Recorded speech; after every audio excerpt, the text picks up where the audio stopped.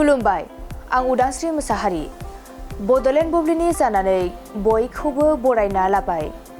दिनै 24 आगस्ट 2024 नोंथांमोननो बडलेण्ड बुब्लिया दिनैनि साना मा मानि थाखाय मिथिजायो एबा दिनैनि सानाव मा हाबाफारि फालिनाय जायो नोंथांमोननो फारि फारि बडलेण्ड बुब्लिया फोरमायगोन। दिनैनि सानखौ प्लुट डेमोटेड डे महरै फालिनाय जायो। प्लुट डेमोटेड सानखौ 2006 मायथाइनि बै सानखौ गोसोखांनाय जायो जेब्ला इन्टारनेशनेल एस्ट्रनमिकेल इउनियना प्लुट'खौ मोनसे ग्रहनिफ्राय मोनसे बौना ग्रहआव गोदानै थाखो रानफिनदोंमोन। IAEA थि खालामदोंमोन दि प्लुट'आ मोनसे ग्रह मानिनायनि थाखाय मोनथाम मानथाखोफोरनि गेजेराव मोननैखौल' आबुं खालामो। बेनिखायनो प्लुट'खौ दिनैनि सानाव ग्रहनिफ्राय बोखारनाय जादोंमोन।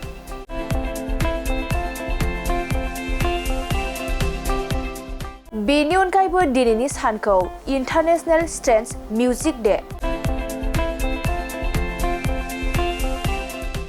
नेशनेल वाफल डे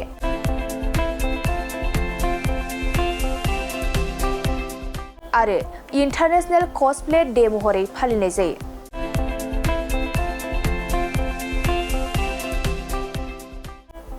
नोंथांमोननो बडलेण्ड बुब्लिया दिनैनि सानाव मा हाबाफारिजों मिथिजायो आरो मा हाबाफारिखौ फालिनाय जायो फोरमायबाय।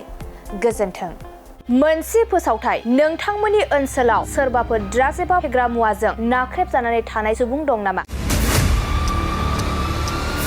जुदि नोंथांमोननि ओनसोलाव सोरबाफोर ड्राग्स एबा फेग्रा मुवाजों नाख्रेबजानानै थानाय सुबुं दं अब्ला नोंथांमोननि थाखाय मोनसे मोजां खौरां। ड्राग्स एबा फेग्रा मुवाजों नाख्रेबजानानै थानाय सुबुंफोरखौ फाहामथाय होनो थाखाय नोंथांमोननि गेजेराव लानानै फैदों मोनसे रिभाइभ रिहाबिलिटेसन सेन्टार।